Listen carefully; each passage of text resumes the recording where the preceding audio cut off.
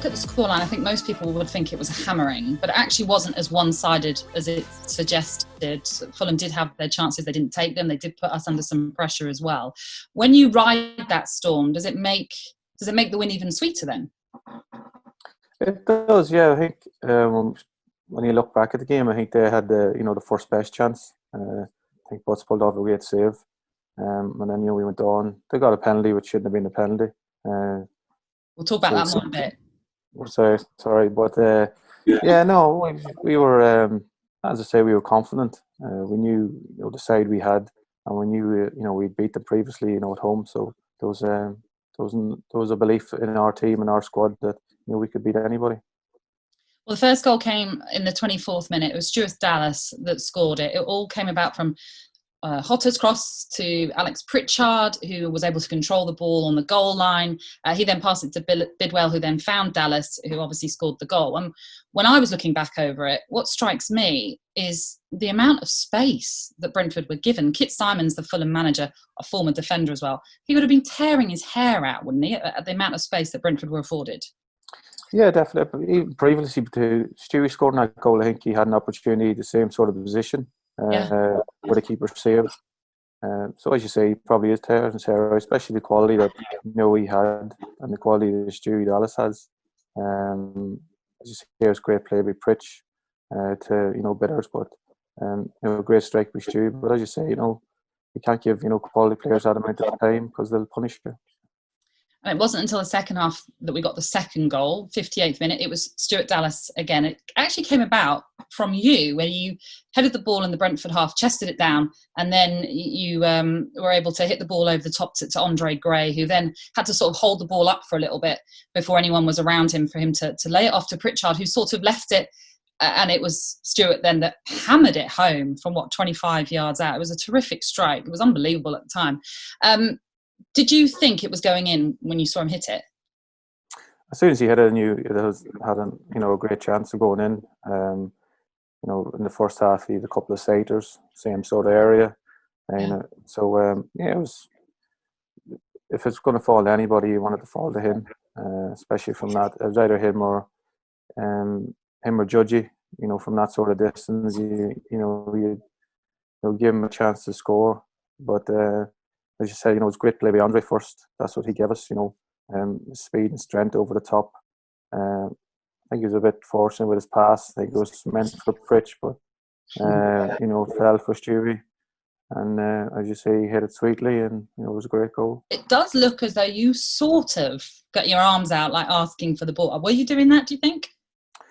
Probably just in hope, rather than everything. I knew once it was going to Stewie, there was no chance he was going to pass it, so... I was delighted that he took on the shot because there's no chance I would have taken on that shot. For us it was a great goal, and as you say, it put us 2-0 up. It looked after that second goal then that we were cruising. It was all going very well, and then Fulham got themselves back into it with a penalty, which you've mentioned. Timani Diagaraga brought down James' husband. Now, I was reading some match reports ahead of doing this chat with you, and the words that I read were harsh and that Fulham were gifted their way back into the game. You've already mentioned it perhaps wasn't a penalty, and you were right there. You saw what happened. Tell us what happened, why you don't think it should have been given. I don't think it was given because it was a good tackle. Timani slid in and won the ball for a corner. So for one reason or another, the referee gave a penalty. But from my point of view, it was never a penalty. That penalty did reinvigorate Fulham, but they couldn't find a way through, and actually ended up that we scored 2 in the 90th minute. Brentford fans won't need reminding of that. The first of which came from Alan Judge's super free kick. It was another goal where you were actually behind it as well. So you're seeing the ball's flight, and you're thinking, he's hit that well. That's another goal, are you? I wouldn't be that confident, No? especially from that distance. But you knew he was capable of that, though. Oh yeah, definitely, yeah, 100%. You knew he was capable, but in my mind, it was like, don't kick it into the keeper's hands. Either kick it over the bar or score a goal. Don't let them attack. So going through my head was, please either miss it or score, but don't kick it into the keeper's hands, because that could lead to another attack to them. But to see it go in the top corner was just incredible, and as we say, Judgy, was capable of that all season. So it was delight for him as well, because his all-round play was exceptional that day. And, to get that goal, capped off a good performance by him. So 3-1 up, you're thinking job's done, I guess? Yeah, definitely. You're in the 90th minute. You think, they could score, obviously, any team can score, 2 goals in, a couple of minutes, but we were confident in ourselves.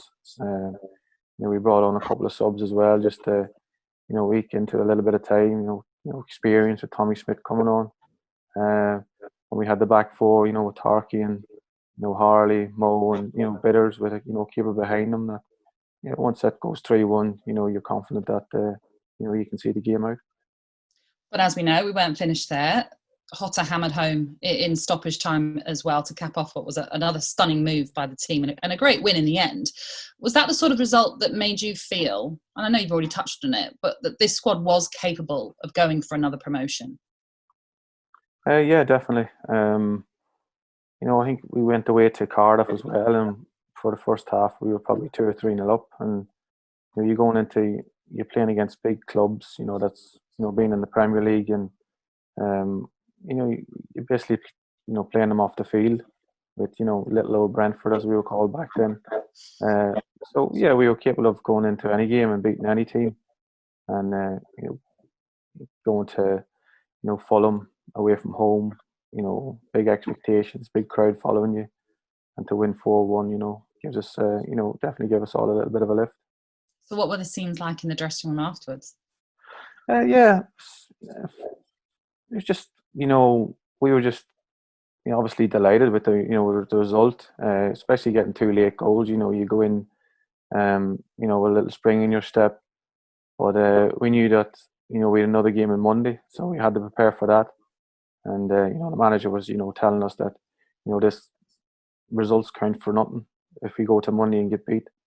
So we knew we needed to prepare for that. Obviously, enjoy it. You enjoy half an hour. You enjoy your bus ride home. But as soon as you get off the bus, you have to prepare for the next game, which was on the Monday. For a lot of football fans, when you look at goals like that, you might pick a Stuart Dallas strike or Judgy's free kick because they just look so impressive. But that quick reaction from Hotter, that technical ability just shines through, really. Yeah, definitely. I just say, 9 times out of 10, a footballer can, probably score. Not 9 times out of 10. That's a bit harsh and Myself here. But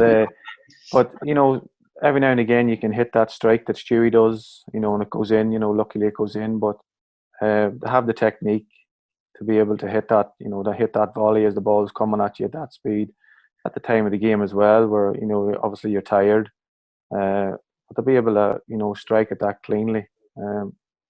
For me, I'd say that's the best goal.